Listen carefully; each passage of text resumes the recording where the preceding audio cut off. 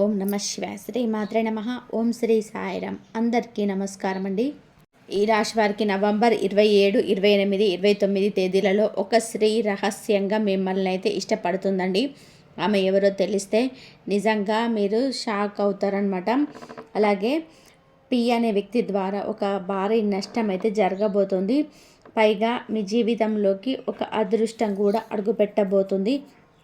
అసలు ఇదంతా ఏమిటి, దేని గురించి చెప్పబోతున్నారు, ఆ స్త్రీ ఎవరు, ఆ అదృష్టం ఏమిటి, ఈ పి అనే వ్యక్తి ద్వారా నష్టం ఏంటి, క్లియర్ ఇన్ఫర్మేషన్ ఈ రాశి వారి గురించి తెలుసుకొని ఈ వీడియోలో అయితే వివరించడం అయితే జరిగింది.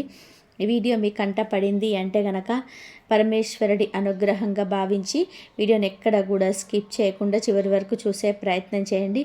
అప్పుడే మీకు పూర్తి వివరాలు అనేటివి తెలుస్తాయి. ఇక ఆలస్యం చేయకుండా వీడియోలోకి అయితే వెళ్ళిపోదాము. వీడియోలోకి వెళ్ళే ముందు ఒక చిన్న రిక్వెస్ట్ అండి. మొదటిసారి మన ఛానల్లోకి వచ్చినట్లయితే మన ఛానల్ని సబ్స్క్రైబ్ చేసుకొని వీడియోకి ఒక లైక్ ఇచ్చి హైప్ ఇచ్చి కింద కామెంట్ సెక్షన్లో ఓం నమ శివాయ అని చెప్పి కామెంట్ చేయడం మాత్రం మర్చిపోకండి. ఈ రాశి వారిని మనం వ్యక్తిగతంగా గమనించుకున్నట్లయితే కనుక ఇప్పుడు ప్రస్తుతం ఈ నవంబర్ ఎండింగ్లో అంటే ఇప్పుడు మనం ఈ 3 రోజుల గురించి మాట్లాడుకుందాం. వీరి యొక్క లైఫ్ స్టైల్ అనేది చాలా క్రమశిక్షణగా ఈ 3 రోజులు అయితే ఉండబోతుందన్నమాట. దేని గురించి కూడా ఎక్కువగా ఆలోచించకూడదు, ఎక్కువగా ఒత్తిడి మన మీద పెట్టుకోకూడదు. లైఫ్ని చాలా స్మూత్గా నెట్టుకుంటూ వెళ్ళాలి. ఎవరి గురించి ఎవరో అన్న మాటల గురించి ఆలోచించకూడదు. మన యొక్క సంతోషం కోసం మనం ఏదైనా కూడా చేసుకోగలగాలి. మనకంటూ కొంత టైంనైతే ఇచ్చుకోవాలి అని చెప్పేసి ఒక నిర్ణయం అయితే తీసుకుంటారు. ఇది ఇప్పుడు వీరు కొత్తగా తీసుకున్నటువంటి నిర్ణయం అయితే కాదండి. ఈ రాశి వారు లైఫ్లో చాలా స్ట్రగుల్స్ని అయితే చూశారనమాట. ఎన్నో కష్టాలను, ఎన్నో బాధలను చిన్నప్పటి నుంచి కూడా అనుభవించారు. అయినప్పటికీ కూడాను మనుషుల యొక్క వ్యక్తిత్వాలు ఏమిటి, ఎవరు మనతో ప్రవర్తించే తీరు ఏ విధంగా ఉంటుంది, ఏది ఆశించి మనతో మాట్లాడుతున్నారు, మనల్ని వాడుకుంటున్నారు, అంతేకాకుండా వీరి యొక్క ప్రవర్తన అనేది ఎప్పుడూ కూడా ఎదుటి వారికి నొప్పి కలగకుండా, హాని కలగకుండా ఉంటుందన్నమాట. వీరు అవతలి వారితో ఏదైనా మాట్లాడేటప్పుడు చాలా సున్నితంగా, ఎదుటి వారితో చాలా స్మూత్గా డీల్ చేస్తారు.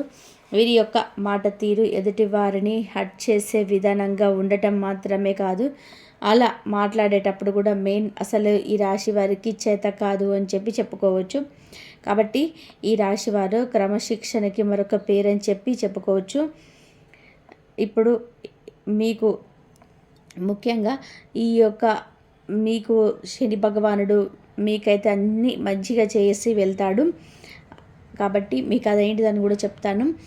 మీకైతే ఇప్పుడు ప్రస్తుతం తెలుసుకోవాల్సిన కొన్ని ముఖ్యమైన విషయాలు ఏమిటంటే గనక, ఒకరి మాటలు వినేటప్పుడు, ఒకరితో మీరు టైంని స్పెండ్ చేస్తున్నప్పుడు, ఒకరి యొక్క ఆలోచనలు మీతో పంచుకుంటున్నప్పుడు, ఒకరు మీతో సలహాలను ఇస్తున్నప్పుడు అవి మిమ్మల్ని పాటించండి అని చెప్పేవారు ఏ విధంగానైతే ఫోర్స్ చేస్తున్నా కూడా వాటిని ఎంతవరకు పాటించాలి, వాటి వల్ల నష్టం ఏంటి, వాటి వల్ల లాభం ఏంటి, వీటిని నేను పాటించవచ్చా లేదా పాటించకూడదా అని చెప్పి 1కి 10 సార్లు ఆలోచించుకోండి.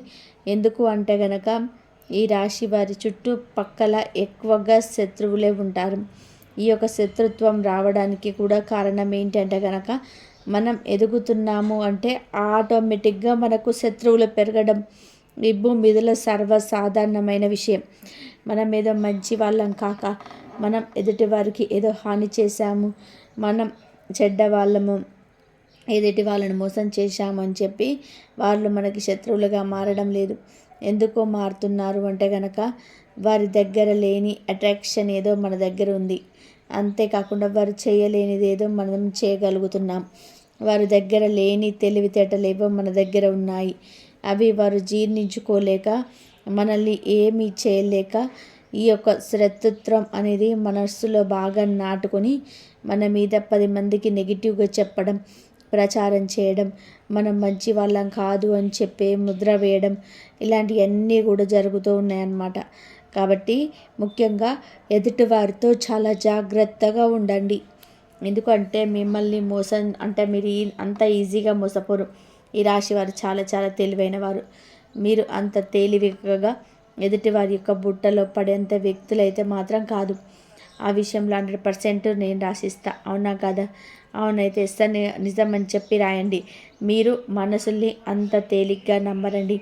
ఒక రకంగా అయితే మిమ్మల్ని మీరే నమ్ముకోరనమాట. అంత అనుమాన పక్షులు అని చెప్పి చెప్పుకోవచ్చు. ఇది పాజిటివ్గా అని చెప్తున్నాను, నెగిటివ్ అయితే కాదు. అది ఒక రకంగా మీ యొక్క అతి ఆలోచనకి మీరు ఎక్కువగా దేన్నైనా కానీ ఒక పని చేయడానికి అనుమానపడే వ్యక్తిత్వం, అంటే అనుమానపడే మనస్తత్వం బట్టి ఎదుటి వారితో ఏదైనా కానీ రాజీ కూర్చుకునేటప్పుడు అసలు ఎదుటి వారితో ఒక డీల్ పెట్టుకోవాలని, ఒక పార్ట్నర్షిప్ పెట్టుకోవాలని, ఎదుటి వారి దగ్గర కలిసి చేయాలన్న మొదట మీకు ముందు అసలు మనసొప్పదు. ఎందుకు మనసొప్పదంటే, ఎందుకు నా యొక్క తెలివితేటలు నాకున్నాయి కదా, నా కష్టం నేను పడతాను కదా, నాదేంటో నేను చూయించుకోగలుగుతాను కదా, నా క్రెడిట్ని మళ్ళీ వారెందుకు తీసుకోవాలి, వారికి నా వల్ల క్రెడిట్ వస్తుంది, రేపటి రోజున ఇద్దరం చేశామన్న పేరు వస్తుంది. అలా కాదు, 1 సంవత్సరం లేట్ అయినా కూడా పర్వాలేదు, నేను ఇండిపెండెంట్గా ఉండాలి, ఇండిపెండెంట్గా చేసుకోవాలి, ఇండిపెండెంట్గా బ్రతకాలి, ఇండిపెండెంట్గా నా డబ్బుల్ని సంపాదించుకోవాలి అని ఈ టైప్ ఆఫ్ వ్యూలో ఆలోచిస్తుంటారు. అవునా కదా? అయితే నిజం అని చెప్పేసి కామెంట్ చేయండి. ఎందుకంటే ఈ రాశి వారు 100కి 100% ఇలాగే ఆలోచిస్తారండి. ఒకరి కింద లొంగేటువంటి మనస్తత్వం వీరిది కాదు. ఎప్పుడు కూడా ఒకరిని చెప్పు చేతుల్లో పెట్టుకోవాలని చెప్పి చూడరు. ఒకరి చెప్పు చేతుల్లో వీళ్ళు ఉండడానికి కూడా ఇష్టపడరు. మనదేంతో మనం చూసుకుందాం, మన పని మేము చేసుకుందాం, టైంకి మన హెల్త్ మనం చూసుకుందాం. ఎన్నో రకాల సమస్యలు, అంటే ఇప్పుడు బంగారం కనుక నిప్పులో కాల్చి చేస్తే దానికి మెరుపుతనం ఎక్కువ అవుతుంది. అలాగే ఇనుమును కూడా స్తుతతో కొట్టి చేస్తేనే దానికంటే ఒక షేప్ అయితే వస్తుంది. అలాగే ఈ రాశివారు పైకి అసలు చూడడానికి చాలా చక్కగా, అసలు ప్రశాంతంగా ఉన్నట్టుగా, అసలు వీరికి కష్టాలున్నాయా, బాధలున్నాయా అన్నట్టుగా కనిపించే విధానంగా, వీరికి అసలు ఏ బాధలు లేవు అన్నట్టుగా అలా కనిపిస్తారు. కానీ పైకి బాధలు చెప్పుకోవడానికి, కష్టాలు చెప్పుకోవడానికి వీరు ఇష్టపడరు. ఎందుకంటే మెయిన్లీ ఒకరు సానుభూతి అనేది ఇష్టం ఉండదు. ఎందుకు మన మీద ఒకరు సానుభూతి చూపించాలి? వారి వల్ల వారి సానుభూతి చూపిస్తే మనకు వచ్చే ఉపయోగం ఏంటి? మనకి ఏదైనా 1 రూపాయి ఇస్తారా, 1 రూపాయి పెడతారా? ఎందుకు అనవసరంగా మనము వాళ్ళని సానుభూతి అవసరం, ఇలా చెప్పుకుంటూ పోతే ఏమవుతుంది? మనకి మనం అలసైపోవడం తప్పితే ఉపయోగం ఏమీ లేదు. అలా ఈ పాయింట్ ఆఫ్ వ్యూలో ఆలోచిస్తారు. ఒక రకంగా ఇది మంచిదే. ఎందుకంటే కనుక ఈ రోజుల్లో మనతన అని చెప్పి ఎవరుంటున్నారు చెప్పండి? సొంత రక్త సంబంధికుల స్వార్థానికి వాడుకొని వదిలేసే జీవి కాలంలో బతుకుతున్నాం. కాబట్టి మనం ఎంత అనుభవిస్తున్నామో, ఎంత నరకం చూస్తున్నామో, ఎన్ని బాధలు అనుభవిస్తున్నామో ఒకటి మనకు తెలుసు, భగవంతుడు తెలుసు. ఇద్దరికి మన మనస్సాక్షికి తెలిసి భగవంతుడు చూస్తే చాలు. ఇంతకు మించి ఎవరు చూడాలి, ఎవరు తీర్చాలి అని చెప్పి ఆలోచన పెట్టుకోకుండా ఉంటేనే బాగుంటుందన్నమాట. ముఖ్యంగా ఒక స్త్రీ రహస్యంగా మిమ్మల్ని ఇష్టపడుతుంది అని చెప్పాను కదా. ఆ స్త్రీ ఎవరు అంటే కనుక, మిమ్మల్ని ఎక్కడైతే ఆ స్త్రీ అంటే ముఖ్యంగా మీ యొక్క ఉద్యోగం చేసే దగ్గర కానీ, జాబ్ చేసే దగ్గర కానీ, ఇది ప్రత్యేకించి మగవాళ్ళకి చెప్తున్న విషయం. ఈ యొక్క స్త్రీ అనేది ఒక 1 సైడ్ లవ్ లాగా మిమ్మల్ని తరచుగా గమనించడం, ఏ పని చేస్తున్నారని చెప్పి దాన్ని అబ్జర్వ్ చేయడం, మీతో ఎక్కువగా టైం స్పెండ్ చేయాలని చెప్పి చూడడం, మీతో కొంచెం ఎక్కువ సమయాన్ని గడపాలని చెప్పి చూస్తూ ఉండడం, మీరు ఎప్పుడు వస్తారా అని చెప్పేసి ఎదురు చూస్తూ ఉండడం, ఇలా ఒక వీరి యొక్క లైఫ్లో, అంటే ఆ స్త్రీ యొక్క జీవితంలో మిమ్మల్ని ఒక పార్ట్నర్గా చేసుకోవాలని చెప్పి ఇలా ఈ టైప్ ఆఫ్గా తను ఒక రహస్యంగా మిమ్మల్ని 1 సైడ్ లవ్ లాగా ఇష్టపడుతుందన్నమాట. ఆ స్త్రీ ఎవరు అనేది మీకు పూర్తిగా తెలుసు. ఎందుకు అంటే కనుక, ఎదుటి వ్యక్తి యొక్క చూపులను బట్టి, మాట తీరును బట్టి, మనతో ప్రవర్తించే విధానాన్ని బట్టి వారి యొక్క మనసులో ఏముంటుంది అని చెప్పి ఆలోచించుకోగలిగే తెలివితేటలు మీకున్నాయి. కాబట్టి ఆ వ్యక్తి వల్ల మీ జీవితంలో ఎటువంటి ట్రబుల్స్ అనేటివి రాకుండా, మీ కుటుంబంలో జీవితంలో అనేది డిస్టర్బ్ కాకుండా ఉంటే, ఆ వ్యక్తి యొక్క కుటుంబం కూడా చాలా మంచి పద్ధతిలో ఉంటే, తన మనం రియల్గా లవ్ చేస్తుంటే ప్రొసీడ్ అవ్వచ్చు. అలా కాకుండా తను కేవలం నటించడం మాత్రమే, అంటే ఎక్కువగా ఈ రాశి వారికి చెందిన లైఫ్ పార్ట్నర్ గురించి మనం చాలా గొప్పగా చెప్పుకోవాలండి. ఎందుకంటే కనుక ఈ యొక్క రాశి వారి యొక్క లైఫ్ పార్ట్నర్స్ ఏ విధంగా ఉంటారు అంటే అంత మంచితనంగా అయితే ఉండరు. 100%లో దాదాపుగా ఒక 10% మెంబర్స్ మంచిగా ఉంటారేమో కానీ ఎక్కువగా 90% మరి ఏం చేస్తారంటే వీళ్ళు వాడుకోవడం, వీళ్ళ పనులు యొక్క గడిపించుకోవడం కోసం, వీరి నలుగురిలో విలువ పెంచుకోవడం కోసం, వీరితో డబ్బులు ఖర్చు చేయించడం కోసం ఇలా ఉంటుంది. కానీ నిజమైన ప్రేమ అనేది లైఫ్ పార్ట్నర్ నుంచి ప్యూర్ లవ్ అంటారు కదా, ఆ ప్యూర్ లవ్ అనేది వీరి దగ్గర నుంచి దొరకదనమాట. కొంచెం కోపం, ఆవేశం, నీదేంటి గొప్ప, నీవేంతంత సీన్ ఉందా అన్నట్టుగా ప్రవర్తిస్తుంటారు. ఇది ఆల్రెడీ మ్యారీడ్ అయిన వాళ్ళకైతే తెలిసే ఉంటుంది. ఒకవేళ మ్యారీడ్ అయిన వాళ్ళు వింటుంటే కనుక నిజమైతే కనుక అవును 100% నిజం అని చెప్పేసి కామెంట్ చేయండి. ఎందుకంటే ఈ రాశి వారు మెయిన్గా మనం గమనించినంత వరకు కూడా 100%లో 95 మెంబర్స్ ఈ విధంగానే ఉన్నారు. అంటే ఆడవాళ్ళని గమనించి ఉన్నట్లయితే కనుక, భర్తలను గమనించినట్లయితే భార్యల విషయంలో నిజమైన ప్రేమ కంటే స్వార్థపూరితమైన ప్రేమ ఎక్కువగా ఉంటుంది. ఇక వాళ్ళని మోసం చేసి, వాళ్ళని ఇచ్చేసి, వాళ్ళు కేవలం వాడుకోవడానికి ఉపయోగించుకుంటున్నారంటే అలా కాదు.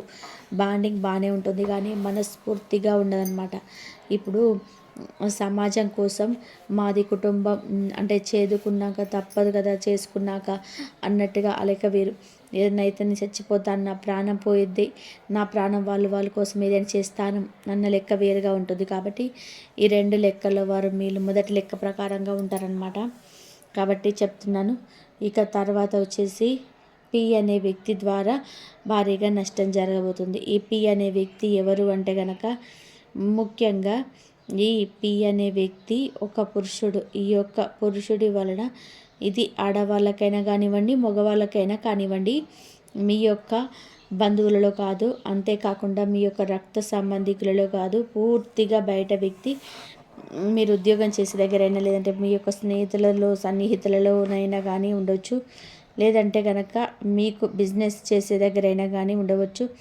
ఈ పి అనే వ్యక్తి చాలా చాలా సున్నితంగా, చాలా ప్రశాంతంగా, నిమ్మకు నీరెత్తినట్టుగా, అంటే దున్నపోతు మీద వర్షం పడుతుంది కదలదంటారా, అలాగే ఉంటుందంట. అలా చాలా మంచితనం అనేది ముసుగులో వేసుకొని చాలా కపట నాటకం ఆడతారు. అలా అని చెప్పేసి పి అనే వ్యక్తులందరూ దుర్మార్గులు కాదండి. మీ జీవితంలో మీకు పరిచయమైన వాళ్ళని బట్టి వారితో మీకు గతంలో ఎంత నష్టం తాలూకుగా అనుభవాలు ఉన్నాయా అని చెప్పి క్యాలిక్యులేట్ చేసుకొని దానికి తగ్గట్టుగా వారిని నమ్మే ప్రయత్నం చేయకండి. నమ్మితే నట్టెంట ముంచేసి వారికి కావాల్సిందేదో మీకు దగ్గర ఉంది దాన్ని సొంతం చేసుకోవడం కోసం మాత్రమే నటిస్తున్నారే తప్ప నిజంగా మీ మీద ఎటువంటి అభిమానం, ఇష్టత అనేది లేదు. తనను నమ్మితే చాలా వరకు కూడా మోసపోతారన్న విషయాన్ని అయితే గుర్తుపెట్టుకోండి. ఇక మీకు ఇప్పుడు మీకంతా కూడా మంచి జరగాలి అంటే, మీకు మంచి చేయాలని చెప్పి ఆ భగవానుడు ఎప్పుడు కూడా మంచి చేస్తాడు. మీకు ఏంటి అంటే జరిగేది ఆ భగవానుడు చేసేది ఏంటంటే, ముఖ్యంగా మీకు చాలామంది కూడా అంటే శనిదేవుడు ఉంటాడు కదా, శనిదేవుడు కష్టాలు, అనారోగ్య సమస్యలు, కుటుంబ సమస్యలు, చేతిలో డబ్బు నిలవకపోవడము, ఖర్చులు పెరిగిపోవడం అని చెప్పేసి ఇట్లా ఎంతవరకు కరెక్టు అని చెప్పేసి మనం క్యాలిక్యులేట్ చేసుకోగలిగితే కనుక ఇది 100%లో దాదాపుగా ఒక 80% వరకు కరెక్ట్. ఈ యొక్క 80%ని మనం పూర్తిగా తీసేసి 100% మనకి శని భగవానుడు మనకి అనుకూలంగా మారే సమయం ఎప్పుడు వస్తుంది అంటే కనుక, మీరు ఎంత పాపం చేస్తే అంత పాపం తిరిగి వస్తుంది, మీరు ఎంత పుణ్యం చేస్తే అదే తిరిగి వస్తుంది. మీకు ఎదుటి వారికి కీడు చేశారనుకో కీడే తిరిగి వస్తుంది, ఎదుటి వారికి మంచి చేస్తే మాత్రం మంచి తిరిగి వస్తుంది. అది మీరు జాగ్రత్తగా గమనించుకొని మీరు చేసేది ఏం చేస్తున్నారు, ఎదుటివారు నాశనం అవ్వాలి అని చెప్పి మీరు అనుకుంటున్నారు, అది నాశనం మీరు అవుతారనమాట. ఇక్కడ మీరు అర్థం చేసుకోవాల్సింది ఏంటంటే పాజిటివ్గా ఆలోచించండి.